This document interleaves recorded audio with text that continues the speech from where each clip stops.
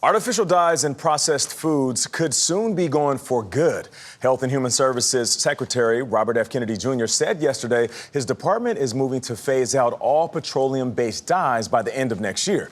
He wants to replace them with dyes that are made out of actual food products. CBS News Chief Medical Correspondent Dr. Jon LaPook joins us now. Good morning. Good morning, Nate. Good to see you. So from a medical perspective, how significant is this move? I think it is significant, right? There have been some safety issues that have been raised, and you have to remember, there's no known nutritional value to these additives, these food dyes. They come from petroleum, so you want to be safe, not sorry. So, Dr. LaPook, you recently sat down with RFK Jr., exclusive interview. He said that many of the companies support this move, the ban on the dyes, but he points out that the U.S. is really an outlier when it comes to having these in the market at all. Take a listen to that part of the interview. They don't use them in any other country. They're clearly associated with a variety, a grim inventory of diseases, including cancers and behavioral diseases, neurological diseases like ADHD. And it's very, very well documented. So before I get your comments further, the International Association of Color Manufacturers, which is an organization that exists, says that the dyes are, quote, essential for maintaining consistency, visual appeal, and consumer confidence in food products. How does that line up with the science? Well, what RFK Jr. said, you know, the concept was there, right? Actually, they are used in Europe, but they're more strictly regulated. There are warning labels saying, you know, maybe they cause hyperactivity.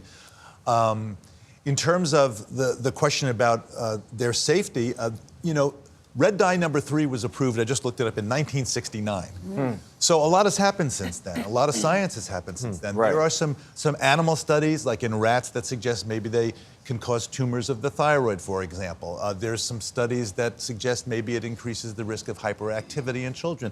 That's one of the reasons, those risks are one of the reasons why California banned red dye number 3 in the fall of 2023. So I think there's a there. Yeah. So the It's not. I should say it's not been shown. It's not been shown to be cause and effect. Okay. You know, but because it's hard to do those studies. But there has been this signal. Well, Gayle, I was just curious, is our food going to look very different if we don't have these dyes in the market? And some people are wondering, is it going to taste different? Yeah. Well, you know, I think there have been experiments to try to, to do that. And, you know, people like the bright colors. But guess what? You know, bright colors, attraction versus safe. Yeah. So I think, you want to see these studies done. I think Dr. McCarry said he's going to be doing, real studies in the NIH looking at the safety. How do you do that? Because you're not going to do the clinical studies where you take some kids and give them the red dye and the other ones and you don't. So how do you do it in the lab? You can use electronic medical records.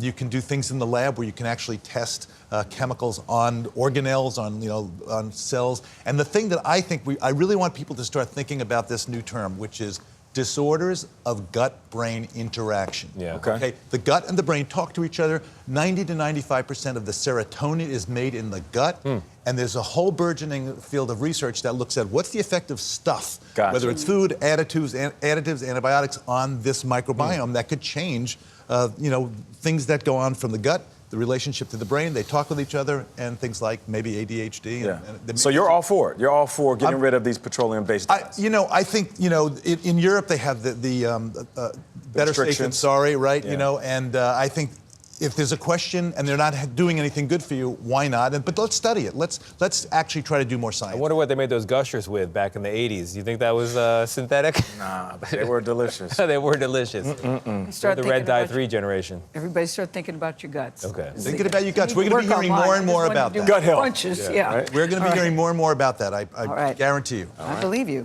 Thank you, Dr. Jon LaPook.